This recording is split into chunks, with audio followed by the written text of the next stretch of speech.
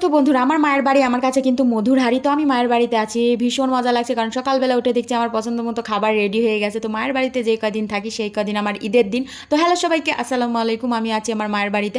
তো সকালবেলা আমার পছন্দ মতো খাবার খেয়ে রান্না করতে লেগে পড়ছি। দুপুরবেলা আমি মাকে একটু হেল্প করে দিচ্ছি। দুপুরবেলা হচ্ছে রান্না হচ্ছে মাটির চুলাতে। আমার মা বললো যে গ্যাসে দিই, আমি বললাম না, গ্যাসে দিলে ভালো লাগে না, মাটির চুলার রান্না বেশি মজা হয়।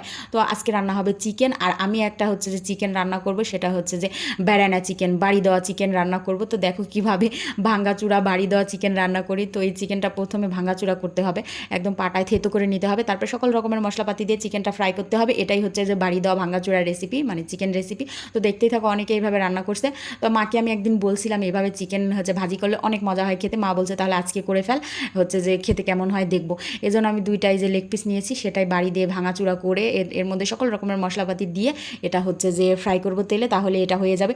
আমি হচ্ছে আদা, জিরা, গরম মশলা, তারপরে রসুন, কাঁচা লঙ্কা সব কিছু একদম পাটায় বেটে রেখে দিয়েছিলাম, সেগুলোই দিয়ে দিচ্ছি।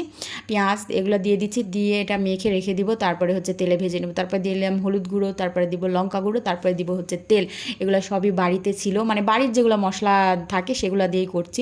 তো আমার মতো আমি করছি। তো তারপরে দিয়ে দিলাম লঙ্কা গুঁড়ো। এই লঙ্কা কিন্তু আমাদের বাড়ির একদম গাছের জমিতে ছিল, সেই জমির হচ্ছে যে লঙ্কা, এগুলো শুকিয়ে গুঁড়া করা হয়েছে, কিনা না। এটা তো খেতে আরও বেশি মজা হবে গাইস। তো তারপরে দিয়ে দিলাম লবণ, লবণটা কিন্তু দেওয়া হয়নি। তারপরে শাশুড়ির তেল দিয়ে দিলাম, শাশুড়ির তেল দিলে আরও বেশি টেস্ট হবে।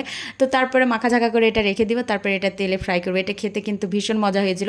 আমার মা এটা খেতে চাইছিল, এই জন্য মায়ের জন্য এটা আমি বানিয়ে দিচ্ছি। মাই মেখে দিচ্ছে, মা বলছে তোর হাত জ্বালা করবে, মরিচ ঘাটলে আমি মেখে দিচ্ছি। মানে মায়ের কাছে গেলে আমি একদম ছোট হয়ে যাই। মা ভাবে যে আমি কিছুই করি না মনে হয় বাসায়, কিন্তু বাসায় রাজ্যের কাজ করতে হয়, সব কিছু করতে হয়। তারপরে এই যে গরম তেলে চিকেন ছেড়ে দিলাম, দেখো কি সুন্দর লাগছে দেখতে, আর খেতেও কিন্তু ভীষণ মজা হয়েছিল। আর এদিকে চিকেন কষা হচ্ছে, যেগুলো হচ্ছে যে যে চিকেন আনা হয়েছিল আমার জন্য সেটাই এখানে কষানো হচ্ছে, কষিয়ে কষিয়ে রসিয়ে রসিয়ে রান্না করা হবে। আর মাটির চুলায় কিছু রান্না করলে গাইস সেই সেই সেই স্বাদ লাগে, অনেক মজা হয়।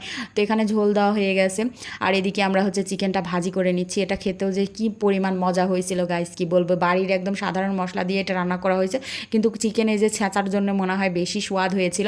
তো তারপরে এই যে একটু লেবু চিপে চিপে আমি আর আমার মা, আমার মেয়ে খেয়ে নিচ্ছি। আমি মাকে একটা দিয়ে আসলাম।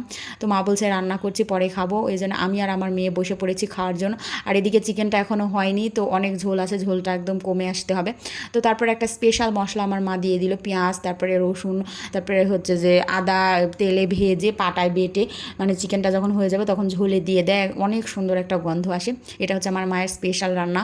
তো তারপরে এই যে আমার বাড়ির কলা ভর্তা দিয়ে আমি ভাত খাওয়া শুরু করে দিয়েছি। আমাদের বাড়ির গাছে কলা হয়েছিল, তো আমি মাকে বললাম যে কলাও ভর্তা করতে দাও। মায়ের হাতের কলা ভর্তা আমার ভীষণ ভালো লাগে, কাঁচা পেঁয়াজ মরিচ দিয়ে করে। শুকনা মরিচ দিয়ে কলা ভর্তা আমার ভালো লাগে না, একদম কাঁচা মরিচ দিয়ে কলা ভর্তাটা বেশি টেস্ট লাগে। তো কলা ভর্তা দিয়ে খাওয়ার পর আমার মায়ের হাতের স্পেশাল চিকেন রান্না, এটা আমার মা রান্না করছে। এটা খেতে কি ভীষণ ভীষণ ভীষণ ভীষণ মজা হয়েছে।